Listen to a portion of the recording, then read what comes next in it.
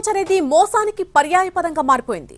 ఏమీ లేకపోయినా గాల్లో మేడలు కట్టి జనాన్ని నమ్మించి అమ్మేస్తున్నారు. తాజాగా హైదరాబాద్ లో మరొక భారీ ప్రీ లాంచ్ మోసం వెలుగులోకి వచ్చింది. కస్టమర్లకు అరచేతిలో వైకుంఠం చూపించారు. రంగురంగుల బ్రోచర్లతో అట్రాక్ట్ చేశారు. రాళ్లు రప్పలు ముళ్లపొదలు ఉన్నటువంటి స్థలాన్ని కనీసం చదును కూడా చేయకుండానే అమ్మేశారు.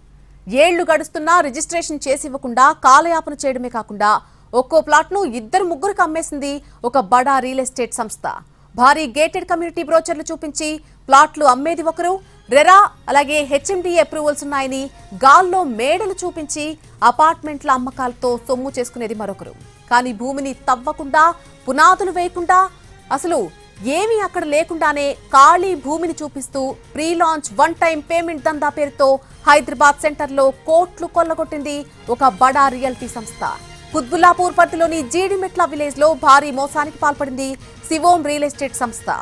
జీడిమెట్ల పరిధిలోని సర్వే నెంబర్లు 18, 19లో ఉన్నటువంటి 3 ఎకరాల 35 గుంటల స్థలంలో 45 ప్లాట్లు చేసింది శివోం రియల్ ఎస్టేట్ సంస్థ. రాళ్లు రప్పలు ముళ్ల పొదలు మాత్రమే ఉన్నటువంటి ఆ స్థలాన్ని చూపించి ఇక్కడే అద్భుతమైన వెంచర్ రాబోతుంది అంటూ రంగురంగుల బ్రోచర్లతో కస్టమర్లను ఆకట్టుకున్నారు.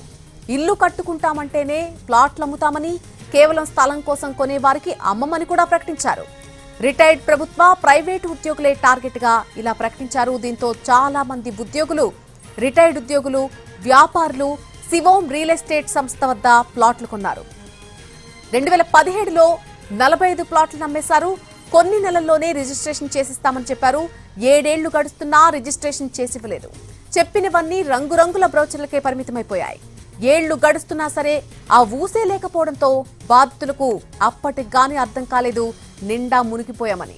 ప్రీ లాంచ్ పేరుతో ఏకంగా 50 కోట్లకు పైగా కొల్లగొట్టింది శివోం రియల్ ఎస్టేట్ సంస్థ. లక్షల రూపాయలు కట్టినటువంటి బాధితులు ఇప్పుడు రోడ్డెక్కి లబోదిబోమంటున్నారు. అప్పు చేసి నగలమ్మి పర్సనల్ లోన్లు పెట్టుకుని ఊర్లో స్థలాలు కూడా అమ్మేసి రిటైర్మెంట్ డబ్బులు పెట్టి ఇలా రకరకాలుగా ప్లాట్లు కొన్న వాళ్ళున్నారు. అందులో వీళ్ళంతా కూడా ఇప్పుడు ఆవేదన చెందుతున్నారు. చేసినటువంటి అప్పుకు ఈ 7 ఏళ్లలో వడ్డీ కూడా ఎక్కువైపోయిందని, మా స్థలం మాకు ఇప్పించండి బాబు అంటూ కోరుతున్నారు. ప్రభుత్వం కూడా తమ బాధను పట్టించుకోవాలని అడుగుతున్నారు.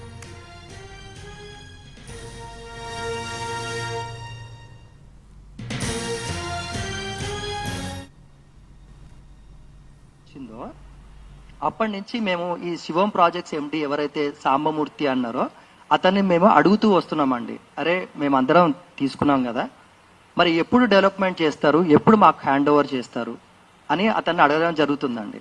అంటే 2017 నుంచి చూసుకుంటే ఇప్పుడు మనకి అరౌండ్ 2025 అవుతుందండి. దాదాపుగా 7 సంవత్సరాలు.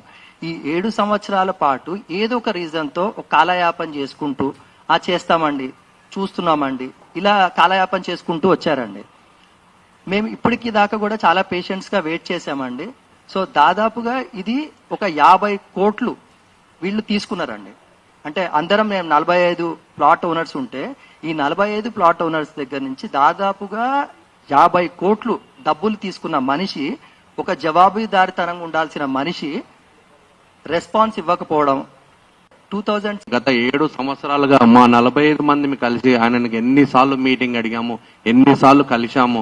మేము ప్రతిసారి మా గోడును వెళ్ళబోసుకుంటా ఉన్నాము. మా బాధలు వినండి, మేము మధ్యతరగతి కుటుంబాలండి, మా సంపాదన మేము 20-30 సంవత్సరాల నుంచి సంపాదించి కూడబెట్టి మీకు తెచ్చి ఒకటేసారి మా ఆశ ఒక ఇల్లు కట్టుకొని ఎండింగ్ దాకా హ్యాపీగా బతుకుదామని అనుకునే మా ఆశల మీద నీళ్లు చల్లాడండి.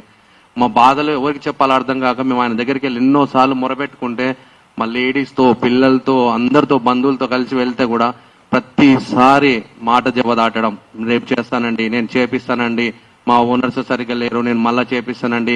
ఇప్పుడు సార్ ఇక్కడ ఇంటెన్షనల్ ఏంటంటే ఇక్కడ ల్యాండ్ రేటు పెరిగిపోయింది కాబట్టి వాళ్ళు వేరే ప్లాన్ ఏమన్నా వేసుకొని మాకు ఏదన్నా బాధ పెట్టాలనే ఉద్దేశంతో ఇప్పటికీ 8 సంవత్సరాలు గడిపారు సార్. మేము ఇంకా ఎన్ని సంవత్సరాలు ఇలా బాధలు